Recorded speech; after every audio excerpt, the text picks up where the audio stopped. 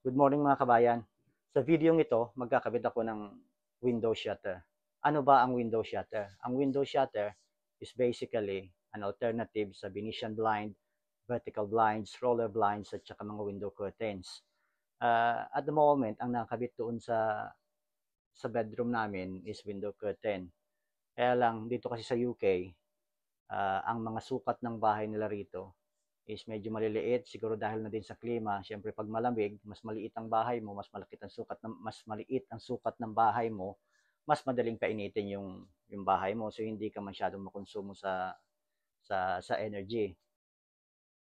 Yun nga po, kaya papalitan ko yung kurtina ng bedroom namin ng window shutter para pag tiningnan mo siya, parang medyo malaki siya ng konti kasi parang i-enhance niya yung ano ng kwarto nyo, parang magkakaroon ka ng konting space at pag tiningnan mo siya, parang lalaki siya ng konti.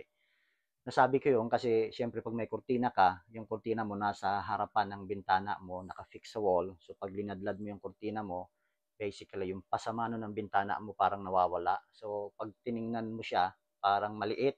Samantalang kung tanggalin mo yung kurtina mo, magkabit ka ng shutter na nakadikit lang doon mismo sa window panes, magkakaroon ka ng konting space, yung pinakapasamano ng bintana, tsaka para siyang lalaki ng konti. Dahil meron ka ng konting space sa pasamano ng bintana, pwede mo siyang lagyan ng plants o kung ano-ano pa mang uh, ornamentals na meron ka o may mga abubot ka ba, pwede mong ilagay doon sa pasamano ng bintana. Tapos pag tingnan mo siya, talagang medyo lalaki siya ng konti.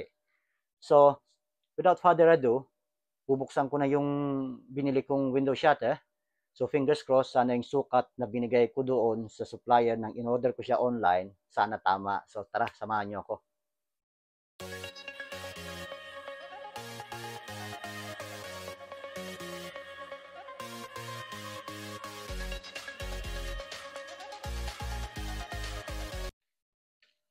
Ayan guys, nabuksan ko na siya. Sinukat ko siya.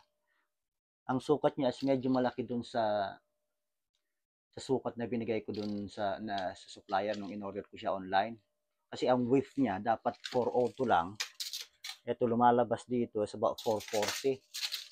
Ganun na rin sa height niya, dapat 922 lang. Lumalabas dito is about 980.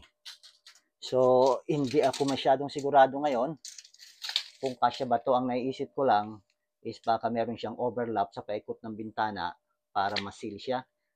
Kaya lang dahil hindi pa ako nakapagkabit nito, hindi ko alam ngayon kung ano mangyayari.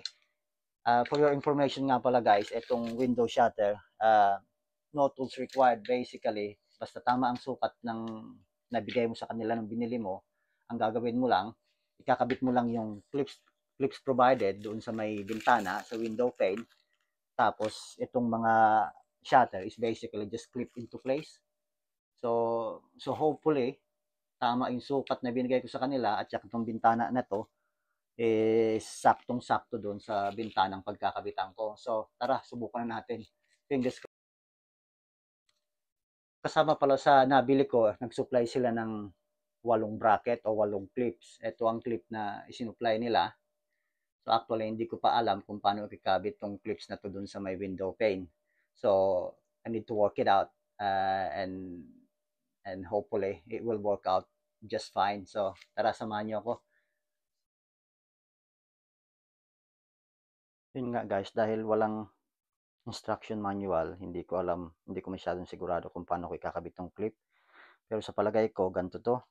Itong pinaka ano niya rito, ayan ang papasok dun sa hole sa ilalim at saka sa taas ng bintana. Tapos etong flat edge, ayan ang isusuksok doon sa may gilid ng rubber seal ng bintana. So ang kailangan ko lang gawin, isukatin ko roughly ang posisyon nitong mga butas na to, itong 2 butas na yan, both sa ilalim at sa taas. Tapos itatransfer ko lang yan doon sa pinakabintana na yon. So susukatin ko na siya, tapos itatransfer ko siya, tapos ikakabit ko na siya. Yun guys, naikabit ko na yung 4 na bracket o 4 na clips. 2 sa taas, tapos 2 sa baba. So, sasalpa ko na yung window shutter ngayon. Yun guys, nakabit ko na yung isa. Uh, Ito siya dyan. Meron din siyang handle na pwede mo rin siyang buksan. So parang Venetian blind din siya. Kaya lang parang mas magandang tingnan kaysa sa Venetian blind.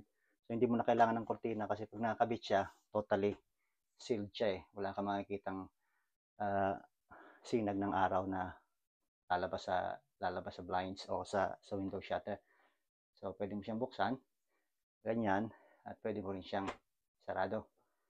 Pag matutulog ka, ayaw mo ng liwanag, ayan. Pero pag gusto mo ng may konting ilaw o liwanag galing sa labas, ayan. Yan, kakabit ko na yung isa pa para okay na. Para mas madali pa lang maikabit itong clip, kailangan meron kang spatula. Itong spatula na to para pag isinuksok mo sa dyan, susunod mo lang yung clip dun sa spatula, pasok na siya.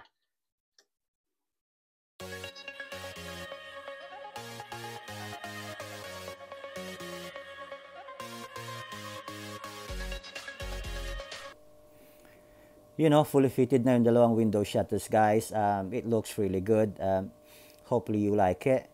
Kung hindi pa po kayo nagsusubscribe, pakiclick na po yung subscribe at wag rin kayong mahihiyang basagin yung like button. Mag-comment na rin po kayo. So, hopefully see you guys in the next video. Thank you.